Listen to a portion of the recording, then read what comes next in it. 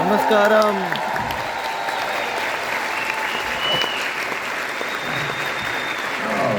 Thank you.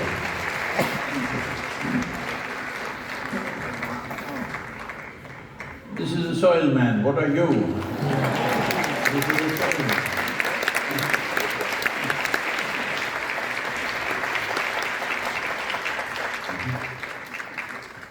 Should I go on a picnic? Give it to them. Okay? Okay.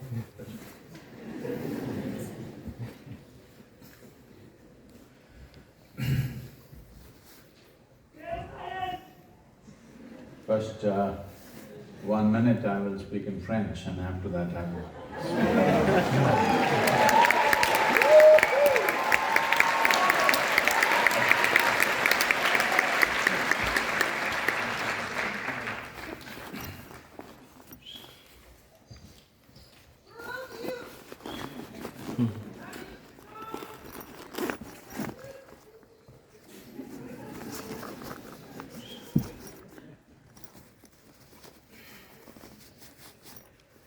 Kala na janati avajananam. Kala na janati avasamapanam. Drishtu maya tava mahakara yogeshvara kala kala yogeshvara kala kala.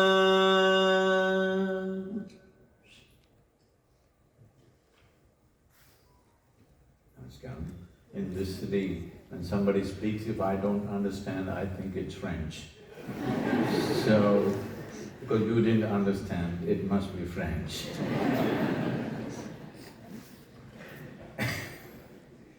So, what was I speaking in my French? Is this, that life is just a little bit of time. If you're very joyful, it's very little. If you're miserable, it's pretty long. Hello? Only miserable people can live a long life because it feels that way. Have you noticed on a particular day, you're very happy, poof, one day goes off like that. You're a little… then one day feels like a year or a eon, depending on the depth of your misery. For a miserable person, one day is too much. If you're really blissed out, 100 years is too little. So, life plays between the time that we have and the energy that we manifest. The energy that we manifests itself in various levels. Where are you more invested will determine how your life feels.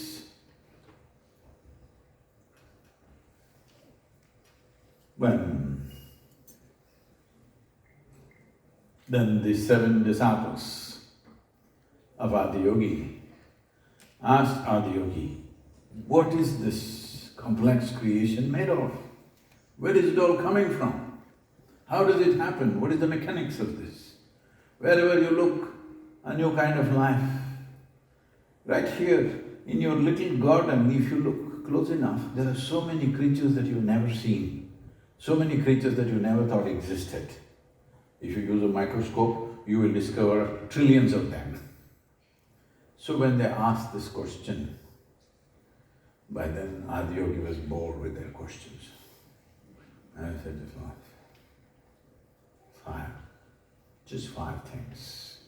The entire creation is the mischief of 5 elements earth, water, air, fire and Akash. In English language there's no appropriate word, we'll either call it ether or call it space. But that's not the appropriate description, it's Akash. So this earth, water, air, fire and Akash, they manifest within ourselves also in a certain way. Because now, I'm not serious, I can't be talking too much spirit, soil. This is only for the front rows, you got it?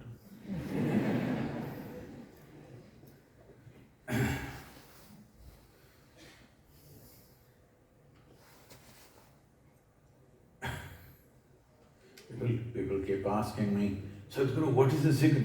Hey, if I tell you everything, how is it a secret?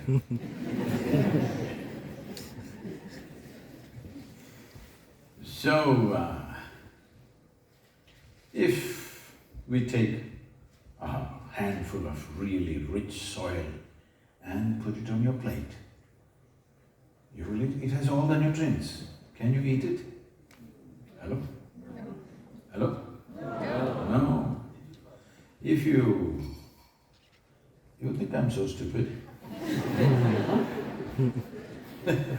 He's asking me, did you try? Do I look that stupid to you? If you allow this soil to go through a certain process, it becomes a nice vegetable or a sweet fruit or a cereal or bread or something, it becomes food.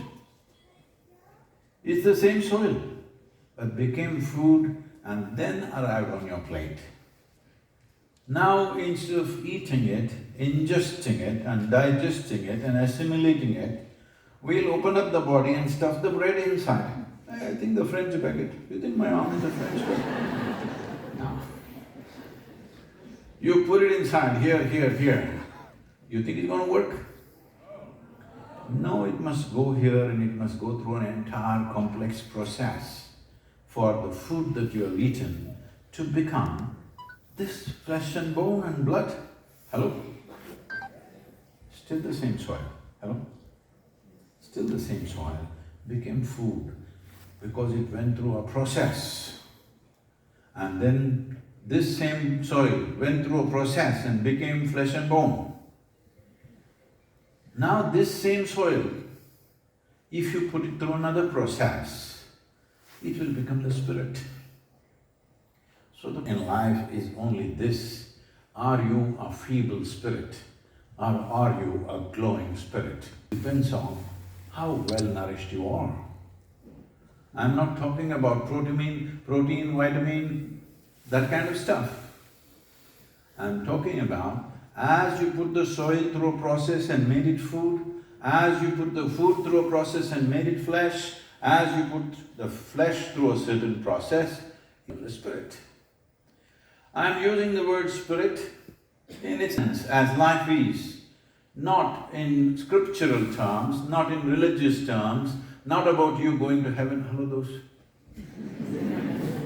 Are you feeling like you're in heaven? Yes. No, don't. That's not a good place to go. We've always made this serious mistake, which is also one of the causes for us to degrade the soil, to destroy the planet. That is, that don't waste your time, it'll be on the YouTube. Huh? Be with me. Do that, be with me, it's going on the YouTube immediately. Going with good cameras, not your phone. This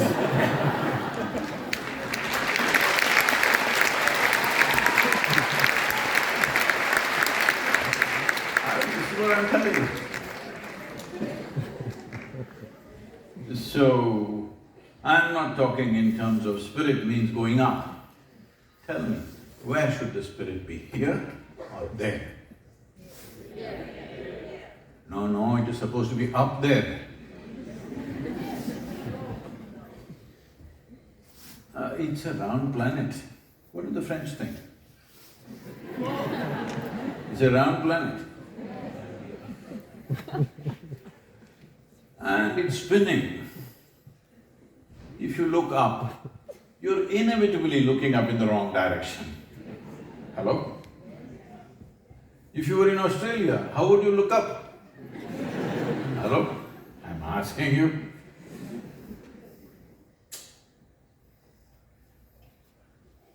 They're not responding to me because I don't look French. Hey, give me that French cap. Do it you.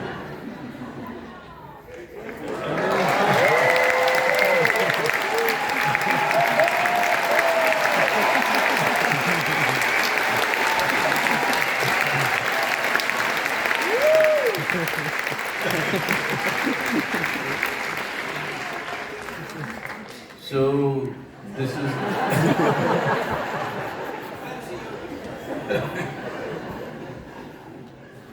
He's making all the mistakes today. He's calling me a French yogi. This is what you need to understand. The word yoga means union, the word yogi means one who has obliterated his boundaries consciously. So this is not an Indian yogi or a French yogi. This is just a yogi. That's what I'm attempting with everybody. If everybody becomes a yogi, the world will be free of problems because all our problems are because of the boundaries that we have drawn around ourselves.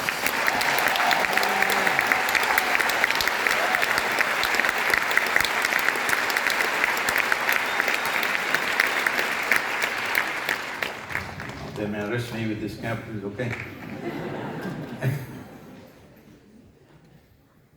So, when we say spirit, we are thinking of something up there.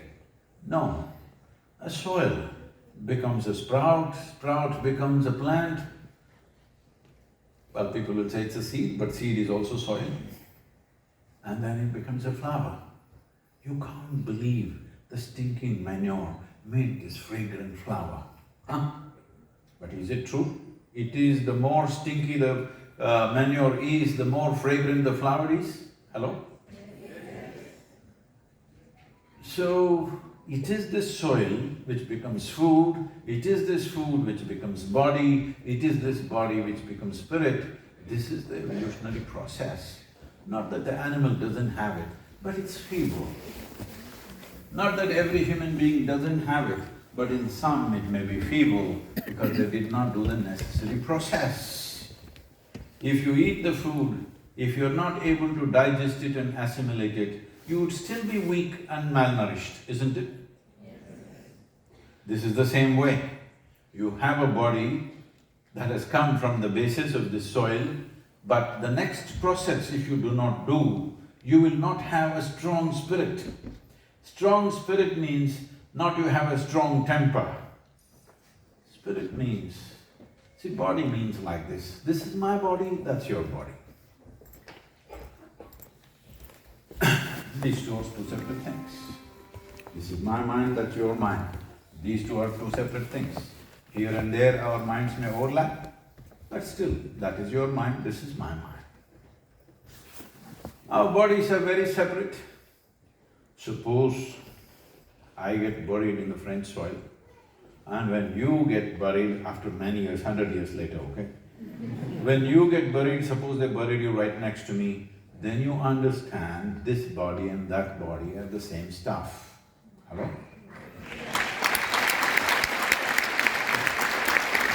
But for now, let's not go that far. But for now, your body is your body, my body is my body, my mind is my mind, your mind is your mind. But there is no such thing as your life and my life, your spirit and my spirit. There is no such thing. This is a living cosmos. You have captured some, I have captured some.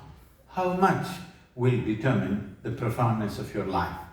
It's like if two children are blowing soap bubbles. I'm being shot. Posing for the camera. So, because I'm in France, you know.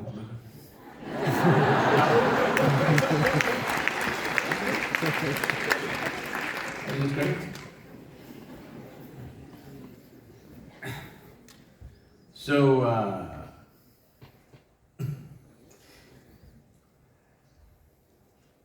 This two children are blowing soap bubbles, and this is my bubble, that's your bubble, no, this is my bubble, that's your bubble. Oh, it went. Then, oh, this is my air, that is your air. There's no such thing. So just now, your life is just like this. This is my bubble, that's your bubble. You captured some life, I captured some life. Now there are ways that you don't just gather a body or a body of information that you call as mind, but you capture more life. This is yoga. This is the spiritual process where you gather much more life. Because you gathered much more life, your experience of life becomes very pleasant and profound at the same time. If you had this profoundness, you would not simply be restless. You wouldn't be, if you sit down, because it's so profound. Just being alive is more than enough. Because there is no profoundness, there is a desperation to be something more.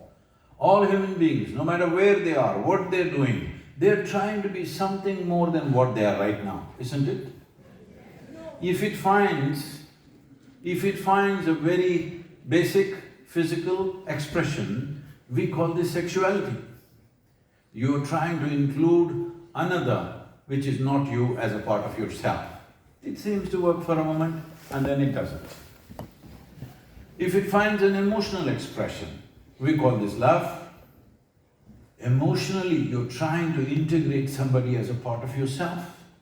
There are moments when you feel like that, the two have become one, but you know. Nothing against it, but if you intellectually try this, mentally if you approach this becomes ambition, conquest, or simply shopping. Because you're trying to make something that is not you as a part of yourself. If it finds a conscious expression, we call this yoga. Now people are asking, why is the yogi talking about soil? Because soil is the foundation of your life. If you don't handle that right, you're not going to handle anything right in your life. That's for sure. If you do not know how to handle that right, you will not handle anything right.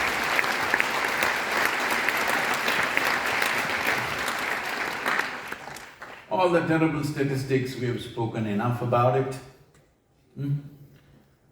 Only 60 years of soil left, soil extinction, by 2045 there'll be less food and 9 billion people, terrible things that can happen out of it, dozens of civil wars by 2040. All this stuff has been already thrown out. If you want more horrendous information, you can go on the UN sites and look at it. There's a lot of horrible stuff. Yes. But I don't think I have to tell you more and more horrible things. If you're a sensitive human being, which I believe you are, one thing is enough to wake you up. Hello? Yes or no? One thing is enough. Why do I need to tell you 100 terrible things to wake you up? I'm saying this because generations of people have had this problem that they walk into the same stupid disaster again and again and grieve over the disaster. For example, the wars in the world. Every time it happens, oh, what terrible thing, it should not happen, look at the blood, look at the children, look at the women, what's happening, what's happening?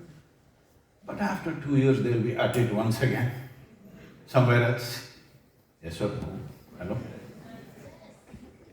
Always been happening, isn't it? It's just that when it comes to our doorstep, we say it should not happen. And it's happening somewhere else, it's just news or it's just score. It's very important that we could become a generation who will mitigate disasters, not walk into them and then grieve over it. That's not the point. What is the point?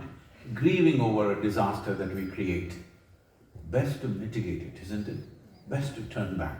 So this is the opportunity we have, that right now, if we do the right things, When I say right thing, yes, Sadhguru, I'm rolling up my sleeves, let me go and fix my kitchen garden.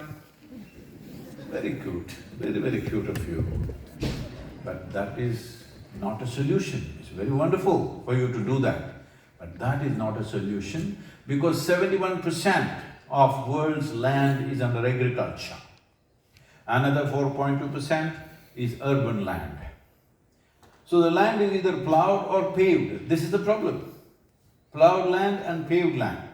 Natural habitat cannot happen here. Life cannot happen here because it's plowed and ripped open and left for 4 to 6 months in a year. Otherwise, urban lands are paved. Well, you tried cobbling your streets, which makes riding a motorcycle quite… Wet cobblestones are not a great place to ride. But the idea of cobblestones at that time was, if it rains, it'll go this way.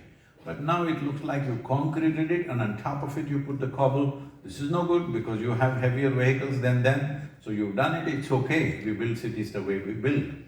But one problem with the cities I'm noticing in any city I go is, if you go at the peak morning hour or evening hour, both sides of the traffic are busy.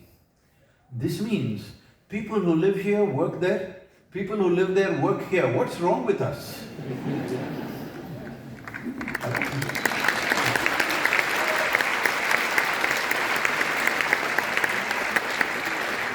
If only one side of the road is busy, we think, okay, they're going to work or going home. Both sides are busy means both the sides of the people are living in the wrong place or are working in the wrong place. Why are we not living and working in one region rather than living here and working there? Something we have explanations, most cities were done a long time ago, we didn't plan it. It's time to think about it. Yes, even now, whatever the carbon footprint that everybody likes to talk, it's become a fashionable thing to talk about carbon. But I'm an oxygen person, is it okay with you? Yes. Hello? Is it okay with you?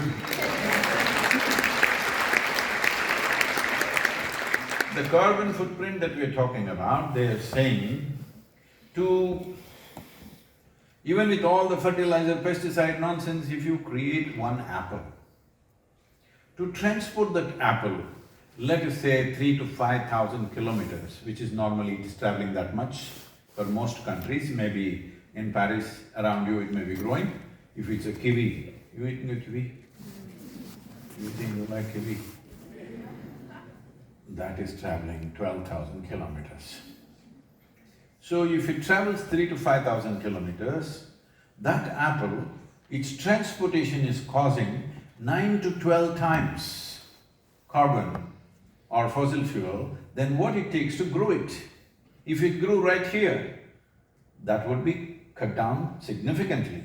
But now it is grown somewhere else and from there it comes. A grain of wheat, a grain of wheat in transportation has 7 to 10 times larger footprint than its growth, than its agricultural imprint. We need to think, isn't it? Hello? Isn't it time?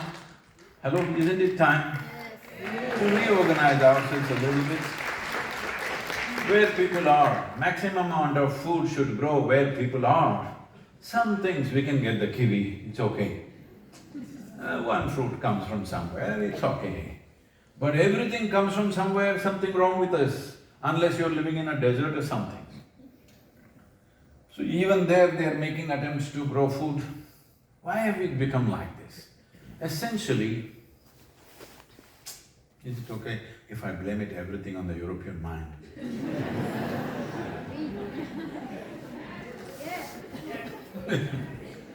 No, it's not all their fault, but they played a significant role. One thing is, the European mind started thinking, if anything has to be good, it must be in straight lines like this. Everything like this. School means everybody standing in a straight line like this. Even dead bodies are in a straight line. And now you're becoming little hippie, some of you, otherwise neatly potted with oil and this guy, see, Mr. Pepper, let them see your hairstyle. Come on. See this guy can do well like this.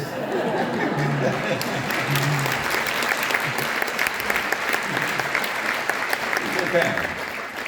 Because this is the design of nature, simply like that. But everything like this, everything like this, everything like this.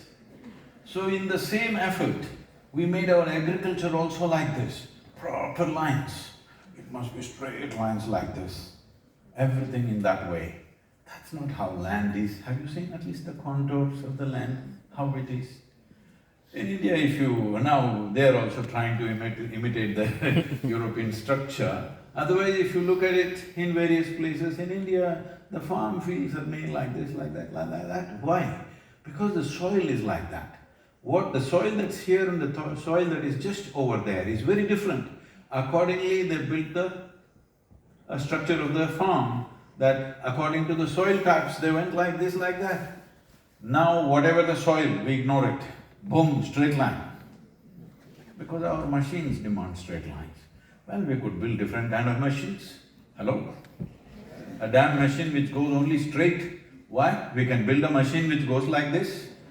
You can imitate an ant and build a machine, it goes whichever way you want. Yes or no? So these straight lines and straight lines people did not understand, nature there are no straight lines. Everything is like that, all right?